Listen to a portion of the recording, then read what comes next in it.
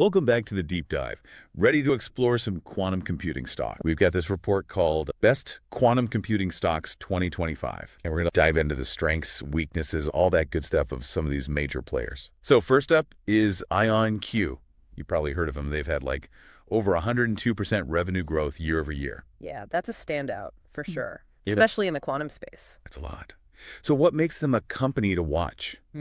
I mean, is it just the growth or is there something more? The growth is definitely eye-catching, but what really sets IonQ apart is their partnerships. Okay, I was going to ask about that. Who are they working with? Big names. Amazon Web Services, Lockheed Martin, even the U.S. Air Force. Whoa, okay. So it's not just theoretical stuff.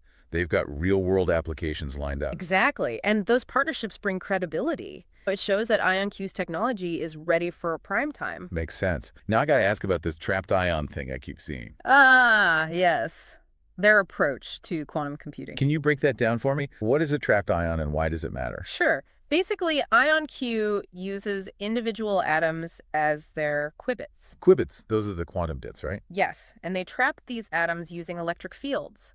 Think of it like suspending a tiny magnet in midair. Okay, I can picture that. Yeah. And why is that method better? The trapped ion approach is known for its stability and scalability. Scalability meaning? Meaning you can build larger and more powerful quantum computers using this method. And that's important because? Because in the quantum world, size matters. The more qubits you have, the more complex problems you can tackle. So potentially bigger profits too, right? Potentially, yes. Right. But of course, no investment is without risk. So what are some of the downsides or risks with IonQ? Their valuation is pretty high right now. Meaning? Investors are paying a premium for each dollar of sales IonQ generates. They're also not profitable yet. Not yet. But they have that huge growth. It's common for companies at this stage. Yeah. You're betting on future potential. So high risk, high reward. Let's move on to another big player, Alphabet, or Google, as most people know them. Specifically, I've been hearing about their Willow quantum processor. Yes, Willow is quite a breakthrough. It's all about reducing errors in quantum calculations. Okay, because I know that's a big challenge with quantum computers, right? They're super sensitive. Sure. Exactly. They're prone to noise and interference, which leads to errors. What Google has achieved with Willow is a significant reduction in those error rates. So is that the holy grail of quantum computing? Getting rid of those errors? It's definitely a huge step in that direction. More reliable quantum computers means more practical applications. So this is big for the whole field, not just Google. But let's be real here. Alphabet is massive. How much are they actually focused on quantum? That's a good question. It's certainly a priority for them, but it's still a relatively small part of their overall business. So like they have the resources, but maybe not the laser focus of a smaller company. It's a double-edged sword. They have the financial stability of a giant, but their progress in quantum might be slower compared to a pure play company. Okay, interesting. So what's the financial outlook for Alphabet as a quantum investment then? Many analysts are bullish on Alphabet in general. They have a strong track record. Makes sense. Yeah. But specifically for their quantum stuff. It's more of a long-term play. Their quantum solutions aren't generating huge revenue yet. So maybe not a get-rich-quick scheme, but a solid long-term bet. Exactly. Especially if you believe in the future of quantum computing. Okay, let's switch gears a bit. Let's talk about D-Wave quantum systems. They've been around for a while, right?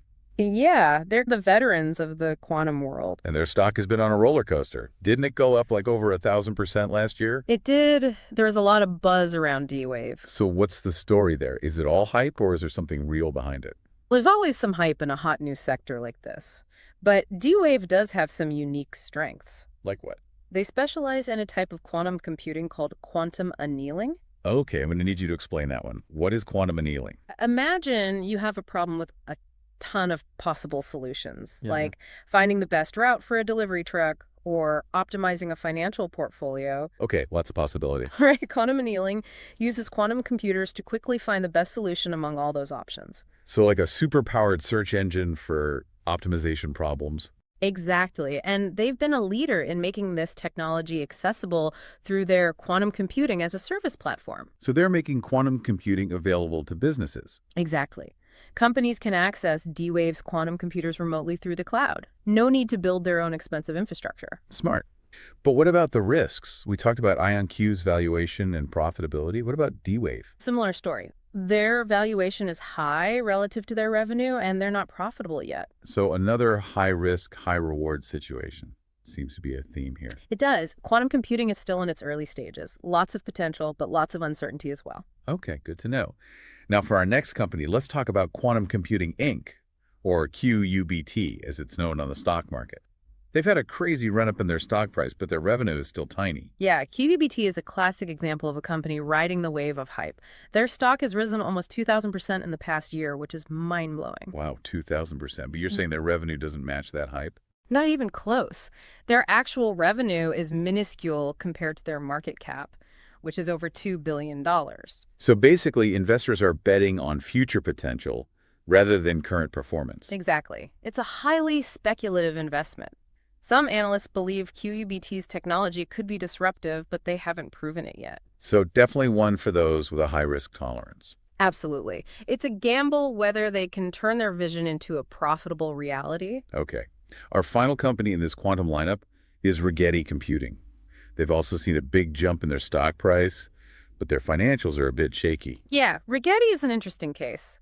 They've adopted what they call a full-stack approach to quantum computing. Full stack, meaning what exactly? It means they're involved in every step of the process, from designing and building their own quantum chips to developing the software and control system. So they're not just specializing in one area, they want to control the whole ecosystem. Exactly. It's ambitious. Yeah. And they've attracted some significant government contracts, which is a good sign. Government contracts. Yeah. Like a seal of approval. In a way, yes. It shows that their technology is being taken seriously, but they've also had some challenges.